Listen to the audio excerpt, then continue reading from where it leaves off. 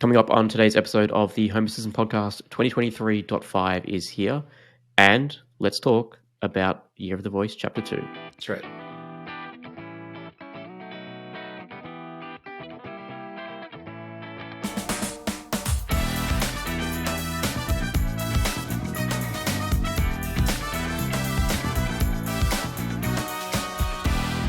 Hello and welcome to the Home Assistant Podcast. My name is Phil. Joining me as usual, I've got Rohan. How's it going?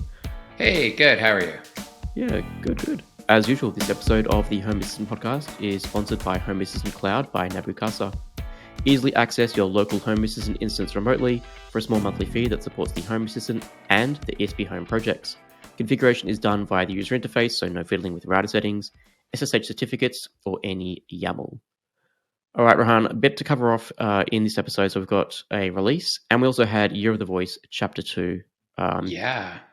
I do want to cover off, the Year of the Voice Chapter 2 was like a live stream. It was on the 27th of April. I do want to cover that off and get your thoughts on it and also talk about it because there's some cool stuff. So I think what we need to do first, 2023.5, let's discuss that, and then we can break down Year of the Voice Chapter 2 in case you didn't get a chance to watch the live stream. Yeah. So let's do it. Jump into 2023.5, mate. Go for it. All right. So first and foremost, let's just talk some new features here. Getting right into it. So first of all, you can control what's exposed to different voice assistants. So there's a new panel, and this panel is really around, what parts are, which devices, what entities are shown to Google Home, Amazon Echo, and the Home Assistant Assist. Voice assistants that are brought to you in Home Assistant, right? So it's actually pretty neat when you look at it. You actually get a breakdown of, okay, here's all of the devices, and then those are or are not exposed. You get the little logos of what's exposed. So if it's the Amazon Echoes, you'll get a little logo of the Amazon Echo, and then same with the Google Home and Home Assistant. So it's actually pretty cool. I think it's a nice way of utilizing it because I personally, I just hate managing it via the cloud UI there. Like when you go in and under the settings, when you go change it the way it is now or pre-existing under Home Assistant Cloud. So I much prefer doing it this way. It's just visually, it's just easier to understand what's where. So yeah, and I don't think this really adds any new functionality. Maybe the additional virtual device names for Assist, but they were already existing in Google Home. Currently, this is only available for Nabu Casa, Google Home, and Amazon Echo integrations. I hope they're going to allow, if you're doing roll your own cloud way, you can use this panel in the future. I can't see why they wouldn't. But yeah, I think, just a nice UI shuffle. I do hope they can use like virtual devices or something to get multiple language support or virtual device names for the Amazon Echo, because that would be handy. Yeah. All right, webhooks. So there is now support for GET requests and the ability to restrict webhooks to only be accessible via the local network. So this one's a great little addition. So now, if you've got like previously you'd have to post or put, I think it was post, put, patch a request to a Home Assistant webhook. It really limited third-party devices or integrations that could call webhooks. You'd have to do it in the special Home Assistant format, make sure you're posting correctly. Now with a GET request, if you've got anything that can just ping a URL on your network, any manufacturer, any device out there that can ping a URL, as long as you don't need to pass data from the integration, you can just do a GET request. Home Assistant may even be able to get data if it's provided, but just being able to do the GET request means, no having to try work out custom curl requests and all that sort of fancy stuff. Yeah, there's apparently quite a few services that deliver it via GET, and those devices or those services aren't able to be integrated in today until now, right? So, I think that's that was a pretty decently large ask, I believe. So yeah, it was there, and now it's there. So if you have it, you got it. And for the uninitiated, a GET request is essentially if you're in a browser in Google Chrome and you type in a URL, you are doing a GET request. So if you do, type in a URL, put in Home Assistant, anything that can call the URL essentially can do a GET request. So yeah, very handy update to have. Yeah. Home Assistant Yellow, a little bit of an update there. So you can start configuring the LED colors, or sorry, the LEDs themselves of the Home Assistant Yellow. So yeah, you can start controlling those to do different things, pulse, blink, whatever, as you need to. So pretty handy there. All right. Something that we're going to discuss in the Year of the Voice Chapter 2, but is supported for the updates that have come in 2023.5, is multiple instances of the OpenAI conversation. So now you can use different prompts. For example, you may, and I haven't tested this out properly, but I did see on the Year of the Voice Chapter 2, I think Mike had an example running of it's like a Super Mario responses, like Yeah. respond in Super Mario how like Mario from Nintendo would respond. Yeah. So maybe you could have one that responds in the style of Jarvis, one that responds in the style of a character from Game of Thrones, right? Yep. So yeah, that sort of is really cool. Yeah, and again, that now again, especially if you have kids and stuff like that too, and you want to have a little bit of fun with it. It's Mm, I don't know, I think it's cool. There's I'm sure there's a practical use for it, but sometimes things can be fun too, right? So yeah. all right. Last one for new features is the Synology DSM. So if you have the Synology NAS and you have it and you have your photos in there as well, you can actually bring those into the media browser now. So that's kind of handy there. I like that. Yeah. All right. Some new integrations. There's a couple of integrations that have come out. This one is going to be a little bit confusing. I was certainly confused while it's listed as a new integration. So, Android TV Remote allows you to launch apps and control your Android TV device. Now, for those playing at home and those that may already have an Android TV integration, the existing Android TV integration has been renamed. We'll get to that in the breaking changes. But yeah, essentially, I think this is just using a more solid supported API in order to control Android TV devices. Yeah, there's actually a bit of a piece there too, where it's technically it's not the same as what used to be called Android TV, right? Which is now it's going to be known as Android Debug Bridge, which is the actual ADB feature that Mm, comes in where you generate like an API or you have to not generate an API, but you have to change the mode of the device and so on and so forth.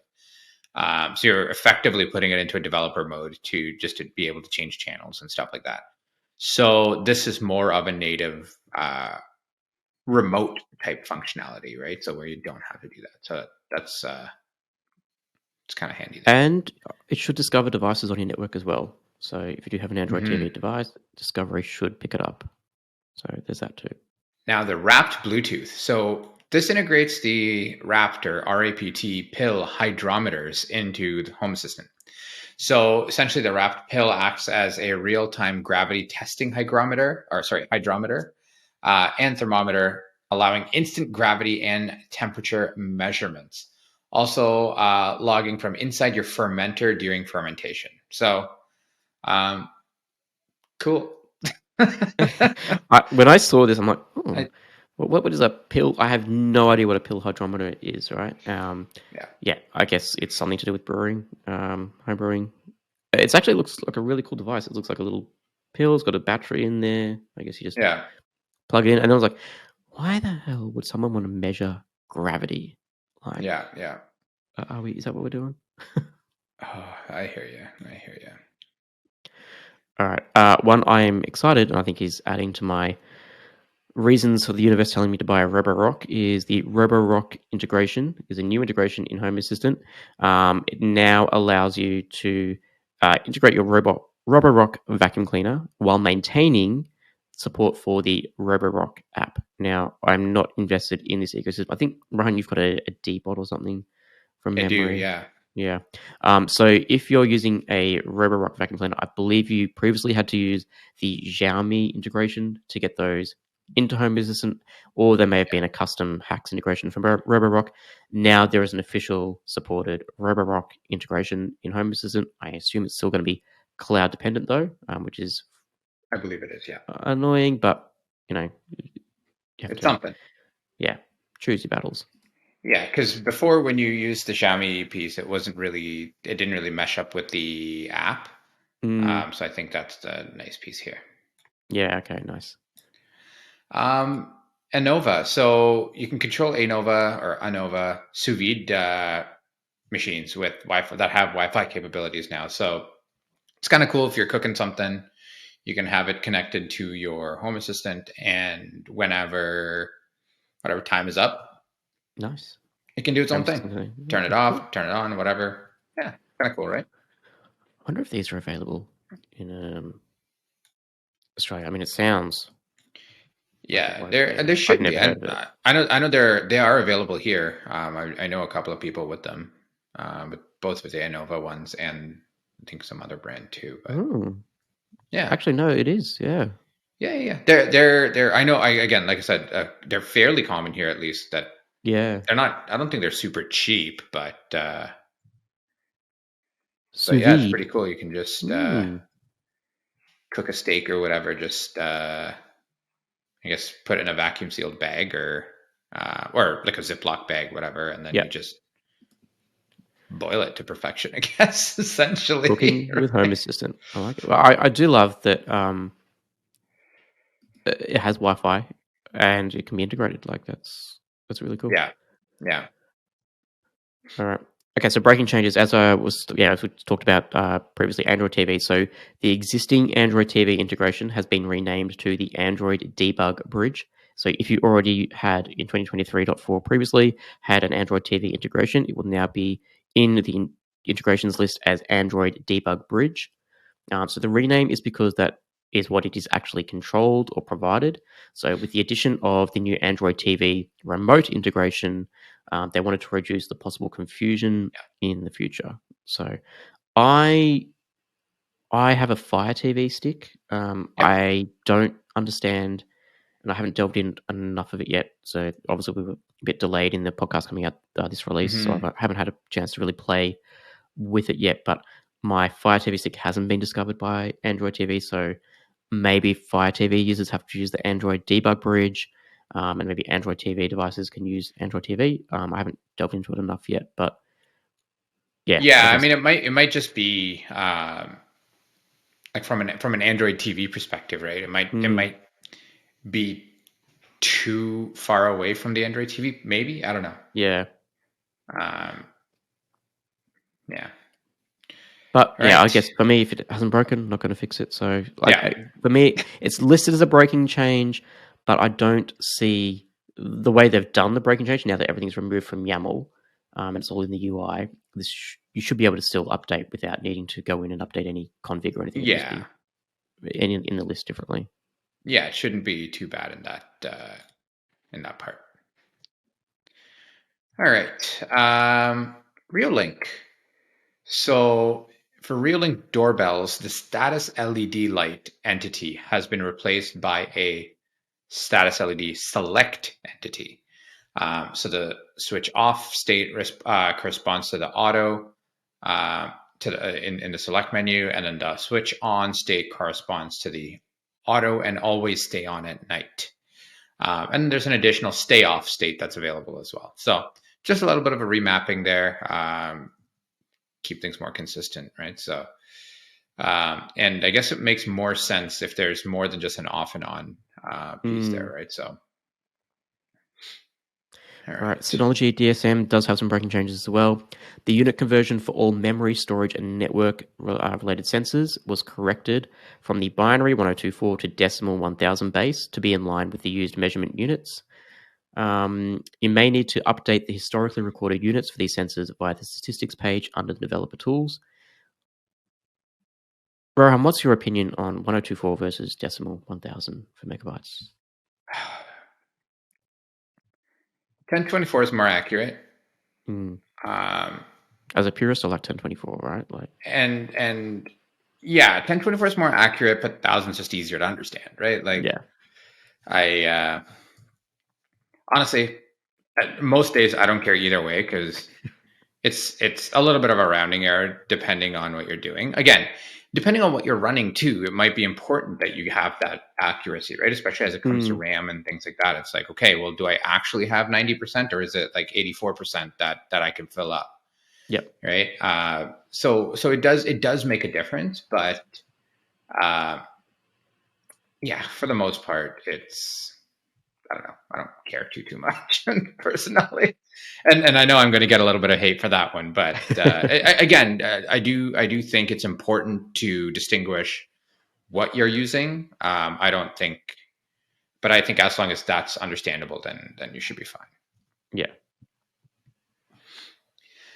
Webhooks. So two new trigger options have been added that limit how a webhook can trigger. Right. So there's a new allowed methods option which can be used to control which HTTP methods can activate the trigger. So we talked about earlier how GET requests are now added as part of webhooks, or GET webhooks are now added. And then along with that, obviously, there's head, post, and put, as Phil mentioned too. Um, so you can start to control what requests can actually, or which type of request can start to trigger that. And then the local only option is, like we said, is used to allow devices outside or only on the local network who's going to activate the trigger there. So before, all the webhook triggers could be activated by head, post, and put methods. So it doesn't have to be one specifically, whether it's locally or on the internet. Um, so yeah, so that will be a breaking change, just because any webhook trigger that's there prior will not, or will have the local only set to false.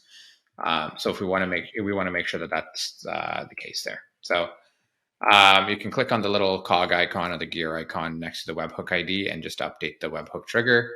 And then if you wanted to say, for example, it's only accessible via the local network, just set that there then. And then don't forget to hit save. And yeah, that should, so that will show up as a repair warning up top, I believe. So if it does, then that's what you do to fix it. So this is something that I find frustrating. So the last bit here, Yeah. it is necessary to deselect the option for the save button to appear. Then you can reselect the option if it should be enabled.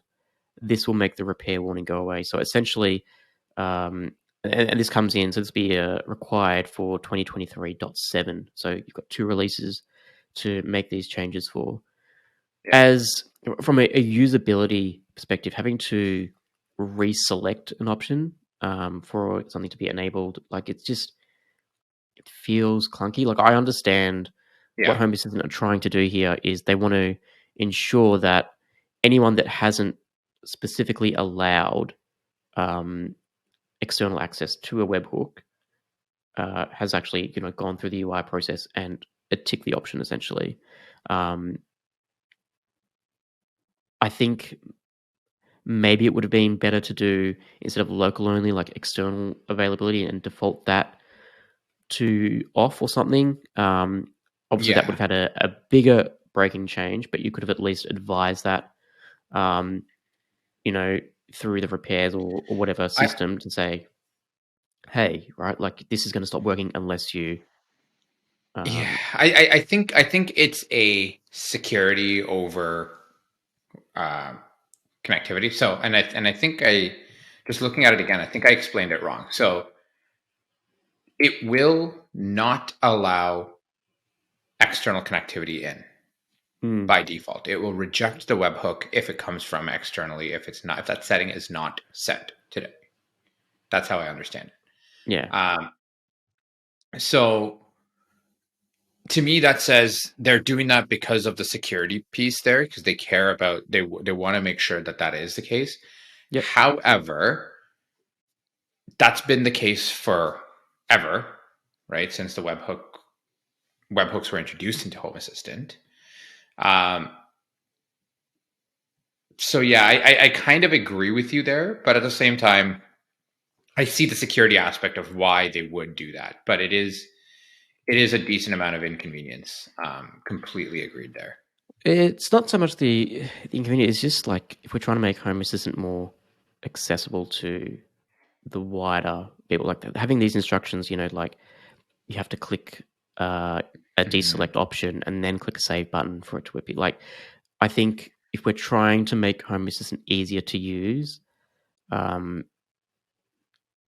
things like that, I don't necessarily know the answer. I haven't looked into how it could be different. I'm just looking at the way this is described here, and maybe it would have been better to reverse it, right? So that if I do want something to be accessible externally, then I can go in and tick the Yeah, box, as opposed to having to go in, untick it, tick it again, hit the save button. Um, yeah, yeah. Obviously, it sounds like the repair warning's coming up because something needs to be set in a database somewhere, and they don't want to just go blindly and assume whatever's there today is going to be the correct value. Mm-hmm. Um, yeah, I think it's just one of those things that irks me. It's like, oh, we're still, Yeah, very tech focused, right? Like as a tech community, we'd understand this, but if we want to really yep, make things easier, then it's these little things like this we sort of need to, yeah. massage Agreed, a bit. One agreed, thing I will agreed. say on webhooks though, do consider strongly disabling any methods that you don't see using. I know in my line of work, I'm sure Rohan's, you've had it in your line of work, Mm-hmm. accidentally hitting a webhook with a GET request. Some services like Slack, for example, will ping a website or a URL just to try and get some metadata from the URL to display it. And That off you could, go. Yeah, inadvertently trigger an automation. So if you don't have a use for GET, maybe consider disabling those on your webhook at the same time as going in and adjusting those local access issues. yeah. Totally agreed. All right. So we're going to talk about Year of the Voice, Chapter 2. So on the 27th of April, there was a live stream between Paulus and Mike, who is running the Year of the Home Assistant Voice, or the Nebuchadnezzar Voice Division, I should say. Yeah. So yeah, very informative. I watched it not at 3 a.m. my time. I watched it a bit later. But yeah, so very cool. So just want to give a couple of highlights. Assist, which is the Home Assistant built-in assistant you can access through the UI using that Yeah. conversation button in the top right corner, now has 45 supported languages, and you can talk to Home Assistant in those languages via text. And that came from 165 contributors from the community. So thank you, everyone, all those 165 people for Yeah. contributing. And of course, if you have your own language or your own contributions that you want to make, of course, feel free to open up pull requests and keep that going. So chapter one was essentially doing the assist, getting text to be able to talk to your assistant. Now, chapter two is about the hard part, which is covering text into speech. So converting your text to speech Yeah. and speech, of course, into text. So in 2023.5, they've got the Open API Whisper, which is, so if you're familiar with ChatGPT, uh, OpenAPI is the company that created ChatGPT. Whisper is another product they run or have created, and their Home Assistant is using that to convert speech into text, which is actually can be run locally. I was quite surprised Yeah. how good this is running locally. Yeah. And so in case you missed kind of the whole premise of what's happening here, the point is to create a privacy focused Voice assistant. voice assistant, right? So meaning today, your Amazon Echoes, your Google Homes, all of those devices technically go back to Google and Amazon and so on and so forth, Mm, Apple, whoever. And technically your data can be mined there, right? So from a privacy perspective, that's a bit of a problem. Um, So what's cool is that means now if I'm running this thing locally, do I need to have a data center full of devices or full of servers here running that's just to translate saying, hey, turn on a light? Mm, Uh, so what's actually pretty neat is these devices are actually are these models are so efficient that you know you can even run them on something like a Raspberry Pi. yeah. Obviously, the higher models are better, so you want like four Raspberry Pi 4 and above in the future, I guess. Um, but that does give you quite a bit of I guess, like how can I even say this? Like it gives anybody the option to be able to run this at home, right? So Yep. um, it's pretty neat what we can do with it. So unfortunately, you can't run it on something as small as like a ESP32 or something like that. You do need something with a bit more heft.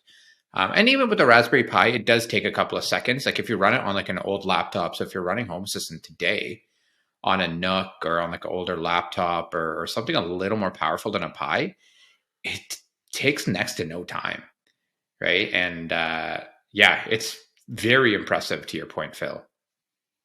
So yeah, and Raspberry. So I think Nabucco have been like benchmarking this against like a Raspberry Mm-hmm. Pi 4. So assuming that's if you get like just a little bit extra, then it's going to be even better. Yeah, So yeah, I was quite impressed yeah, with the way Whisper definitely. works.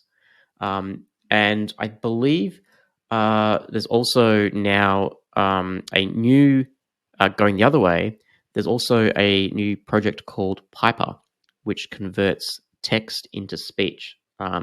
Now, you can currently do this using like Google Translate, and of course, Nabucasa has a cloud text to speech engine, which is very good.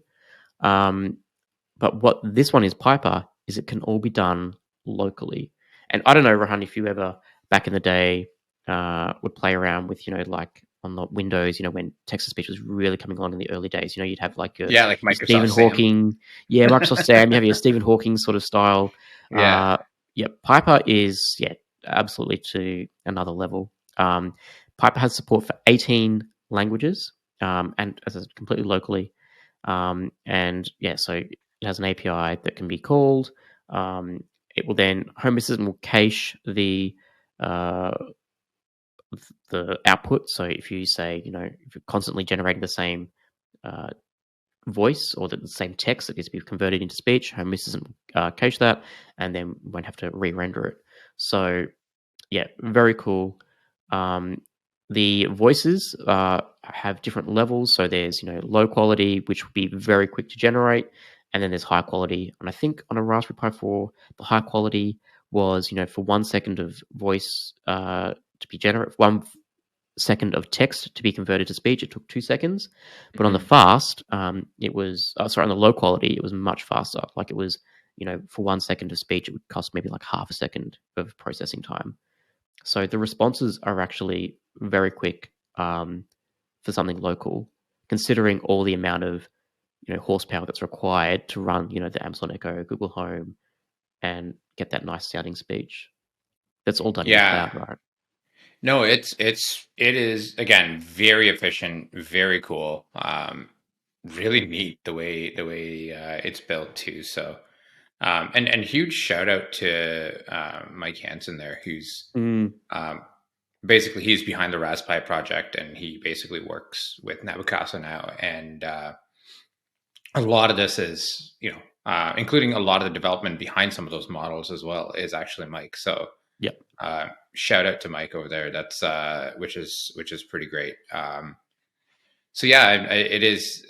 The Year of the Voice Chapter 2 is very very cool. And then there's actually a second part there too, right? So where ESP Home comes into play.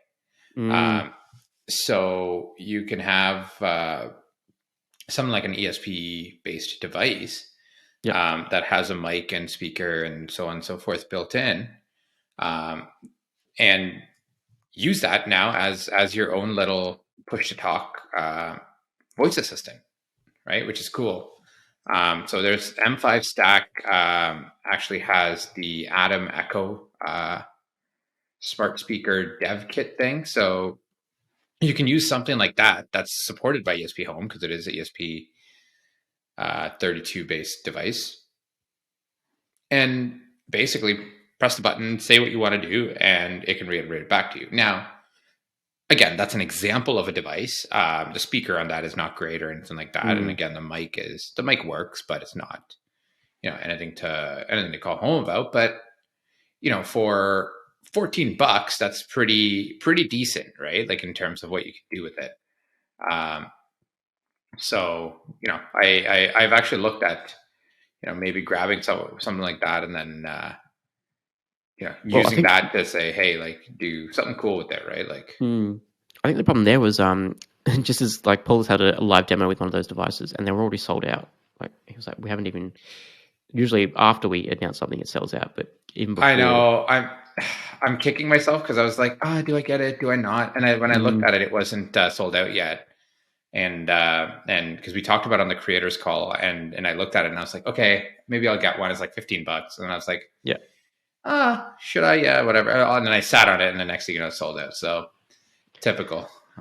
There goes. This is why I don't have side businesses and selling at everything at like 100% markup, right? Because I just don't remember to do it. So, Yeah. so that's my biggest problem. But so I think I can't remember it was Corey or Alistair that we were talking about this recently, right? They were asking, are Mm-hmm. we going to have any support for voice assistants in ESP Home? Well, here it is.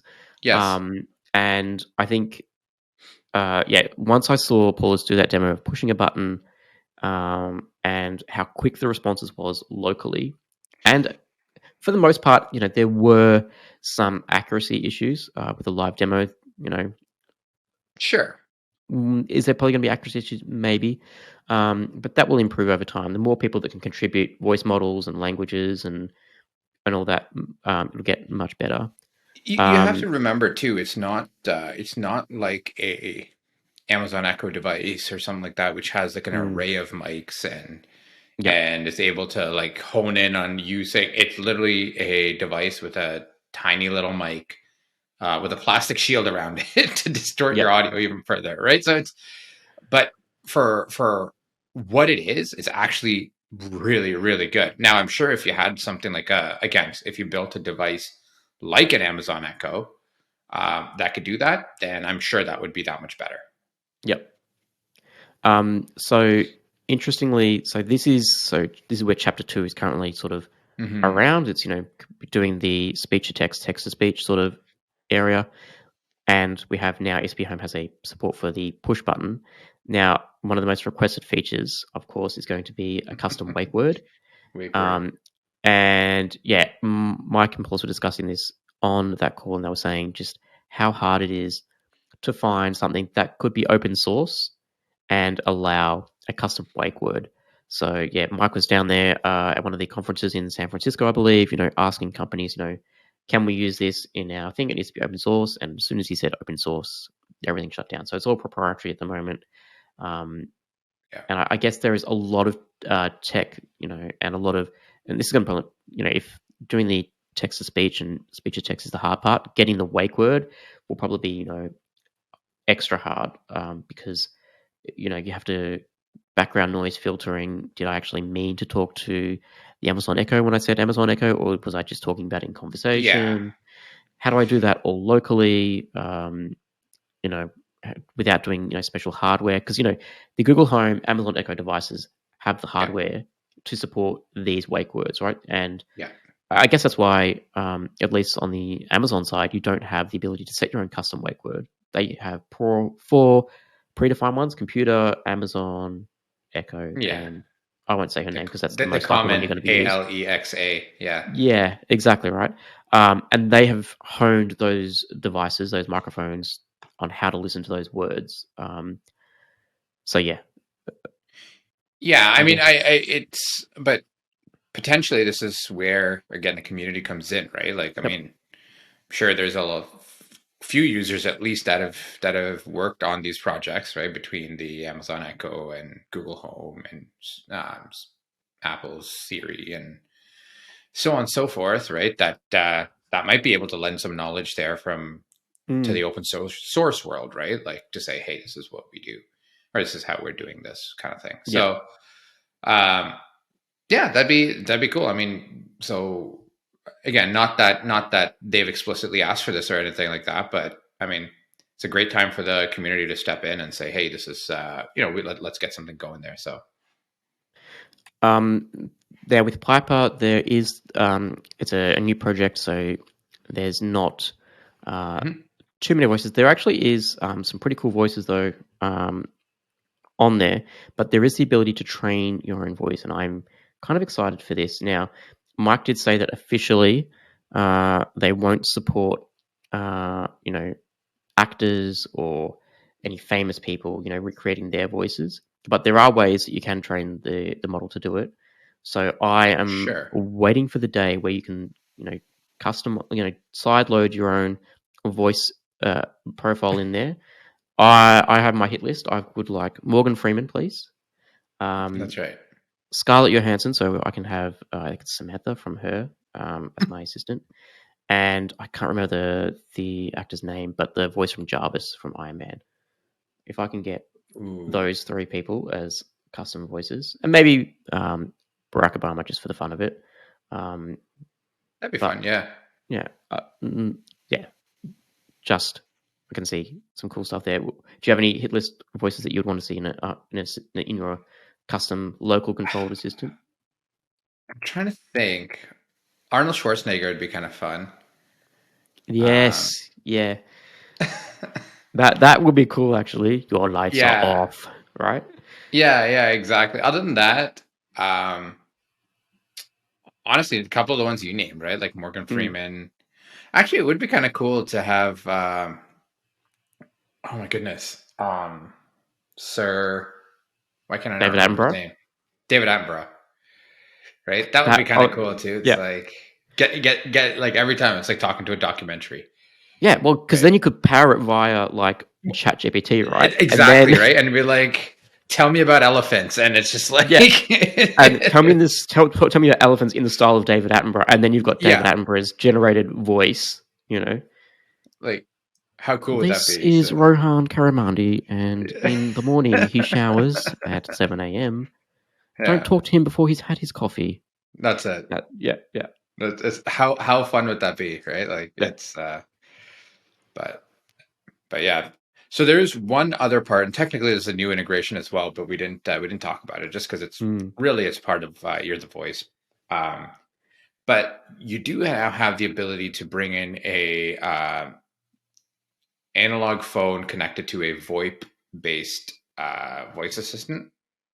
So that means now, so you've seen a lot of folks that are hinting at like having just like an analog phone or something like that. So essentially, the mm, idea could be you pick it up and you just start talking.